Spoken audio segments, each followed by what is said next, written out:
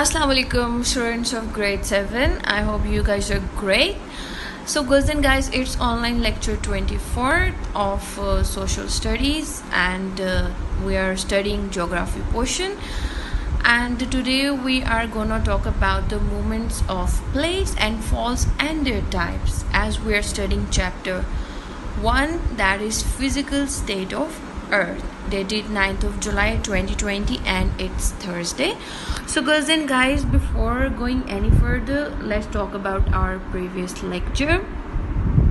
So in our previous lecture we talked about the internal structure of earth and the tectonic plates. So let's talk on the internal structure of earth. So where I told you earth is divided into three main layers, that is crust, core and the mantle. So let's talk on crust. So the crust is the outermost layer of the earth. It is made up of solid rocks. It is mostly made up of lighter elements like silicon, oxygen, aluminium, and it is further divided into continental crust and oceanic crust. Then I told you about the core, that is Earth's core is very hot, very dense center of our planet. It is the heaviest metallic layer because of its density. The core is made up of two layers, that is the outer core, which borders the mantle, and the inner core. And I also told you that outer core is liquid while the inner core remains solid because of the high pressure. Then I told you mantle. The mantle lies between Earth's dense superheated core and its thin outer layer, the crust. It is made up of molten iron, minerals and other semi-solid rocks that can flow under pressure. I also told you that the crust floats on mantle, and the surface of mantle is solid but beneath is a liquid layer. Then I told you about I gave you the little introduction of the plate tectonics, where plate tectonics explains the features and movement of Earth's surface in the present and the past. And you can say that plate tectonics is the theory that Earth's outer shell is divided into several plates that glide over the mantle, that is the rocky inner layer above the core. So that was a glimpse of the previous lecture, short and simple. So let's start our today's lecture, that is the faults and their types, and we are gonna talk about the movements of plates. So let's get started.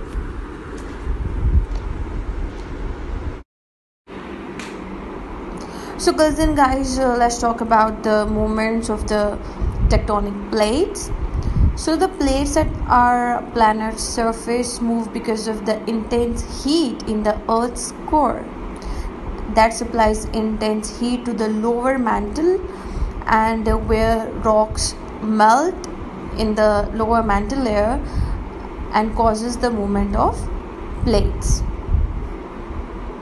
So there are three movements of plates. First is the divergent movement or divergence, second is the convergent movement, or you can say that the convergence, and next is the slide movement. So let me tell you about the divergent movement. So girls and guys, a divergent movement or a divergent boundary occurs when two tectonic plates move away from each other. For example, one is going in this direction and one is going into opposite direction. Along these boundaries, earthquakes are common, and magma, that is the molten rocks, rises from the Earth's mantle to the surface, solidifying to create new oceanic crust. So just look at this picture. Magma rises from the Earth's mantle to the surface, and which results in the lava, in the volcanic eruption, you can say that. So next is the convergent movement or convergence. So girls and guys, in this movement, two plates move towards each other and come in contact with each other, and the edges get folded on each other, resulting in height and form mountain ranges. You can say in the picture here, you can say that in the slide results in the mountain ranges. And when a continental plate meets an oceanic plate, the thinner, denser, and more flexible oceanic plate sinks beneath the thicker, more rigid continental plate, and this is called subduction.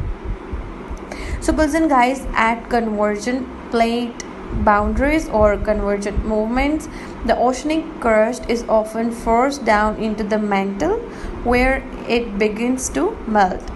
Magma rises into and through the other plate, solidifying into granite, the rock that makes up the continents. Thus, at convergent boundaries, continental crust is created and the oceanic crust is destroyed. So girls and guys, the plate collisions that occur in this movement can produce earthquakes, volcanic activity, and crustal deformation.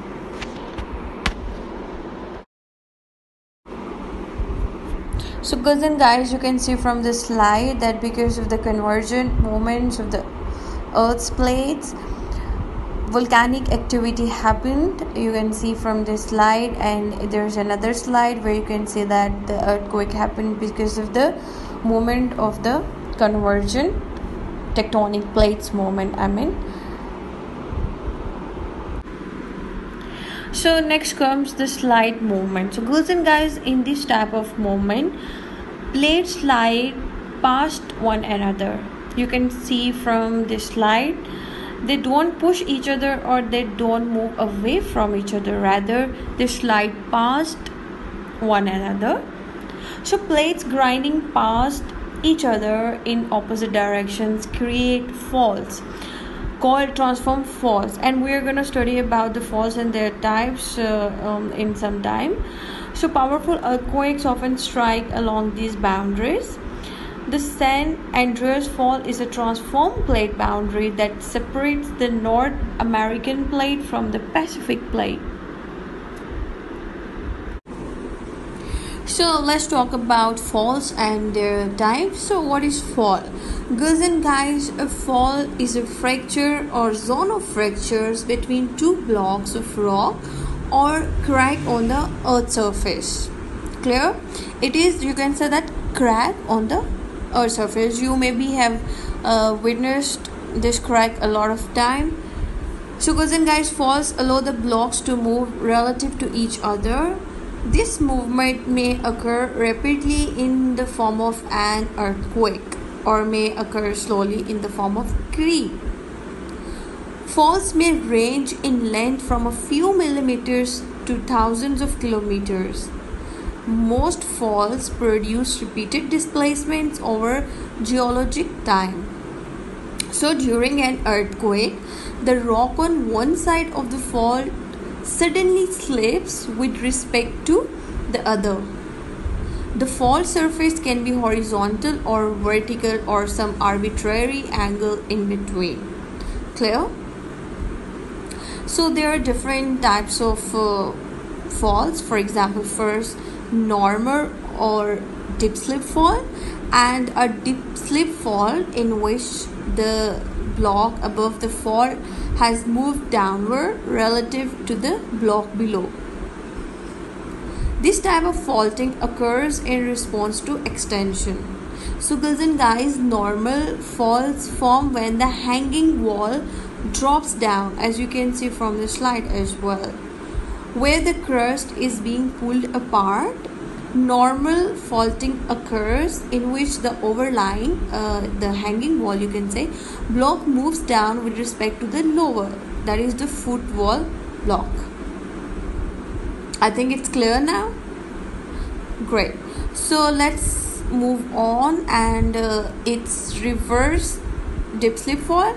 So girls and guys, reverse dip slip fault, it is in which the upper block above the fault plane moves up and over the lower block. This type of faulting is common in area of compression. When the dip slip angle is shallow, a reverse fault is often described as a thrust fault. So we add pictures in order to make you understand the things better, so that you can see the things and witness the things that you are going to learn. So reverse faults are compressional, pushing the sides together. Where the crust is being compressed, reverse faulting occurs, in which the hanging wall block moves up and over the footwall block. Reverse slip on a gently inclined plane, and it refers to a thrust faulting.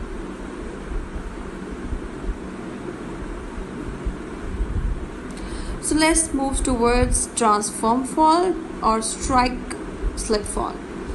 So a transform fault is a plate boundary along which the relative motion between the two plates is parallel to the strike of the fault, and geometrically the arc of a small circle about the pole of rotation between two plates.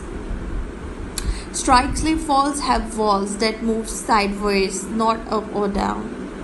So most transform faults are found along the mid-ocean ridges. The ridge forms between two plates are pulling apart from each other. As this happens, magma from below the crust wells up, hardens, and forms new oceanic crust.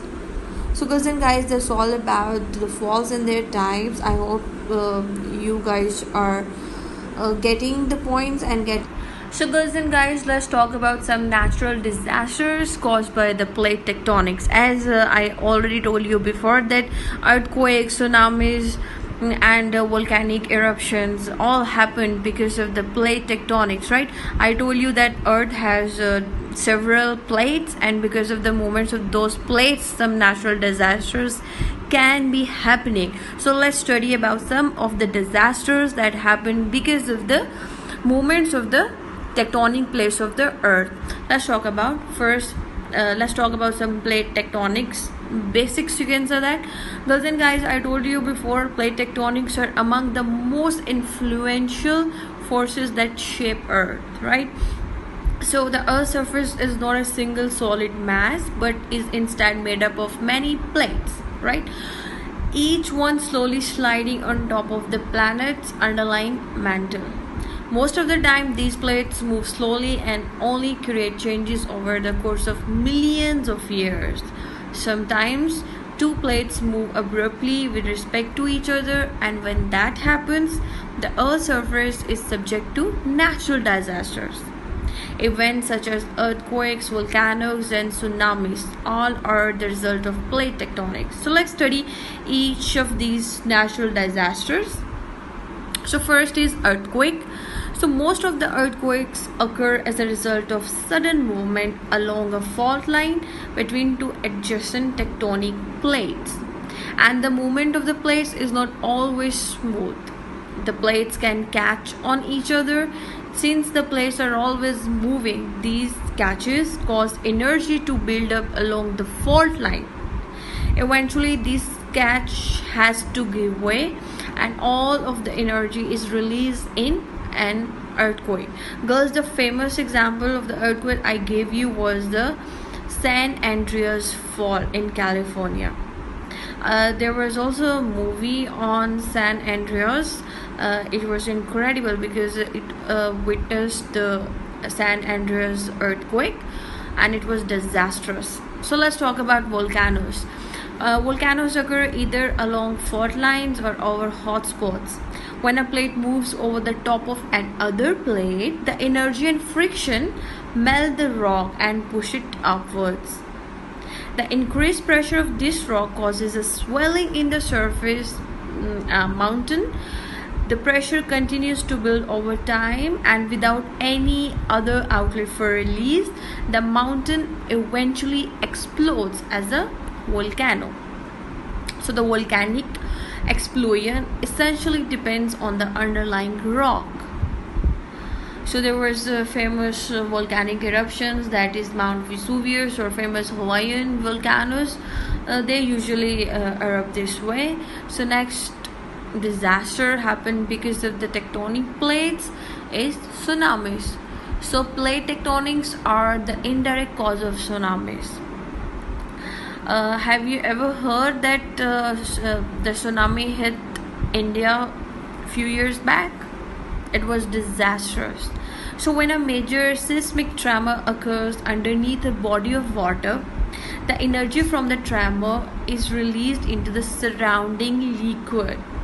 The energy spreads out from its original site, traveling through the water in the form of wave. So that's all for today's lecture. Today we talked about, first of all, we had the sneak peek of our previous lecture that was on internal structure of Earth, that I told you that it had three main layers, that is crust, core and mantle, and these layers are further divided into other things. So I told you in detail. Then I again gave you little information on plate tectonics, and today's lecture was all about the movements of the plate tectonics and faults, and of course the types of faults. And we have talked on these things in detail. I gave you the headlines, you can say that, and I want you all to have a little search on these things all in order to understand them better. And you guys can also see the videos on different search engines in order to know more about the movements of the plates and how natural disasters happen because of the movements of these plates. Many earthquakes, tsunamis and volcanic eruptions happen because of the movements of the tectonic plates. So it's very important to understand behind the reasons, like the reasons behind the movements of the tectonic plates and how natural disasters happened. So I also have shown you some pictures for your better understanding. So girls and guys, for assignment I have chosen some questions for you. These are very short and sweet questions. So let's talk about the very first question, that is what are tectonic plates, and second question is how many major plates are there. I'm sorry, it's written plates, but you can correct it, it's plates. So just correct it. So next is what is magma and what is Earth's crust made up of. And the last question is how many types of crust are there. I am hoping that you guys can solve all these questions with great interest, and take great care of yourself. Drink plenty of water because it's summer and you need to stay hydrated, and stay blessed. Allah Hafiz.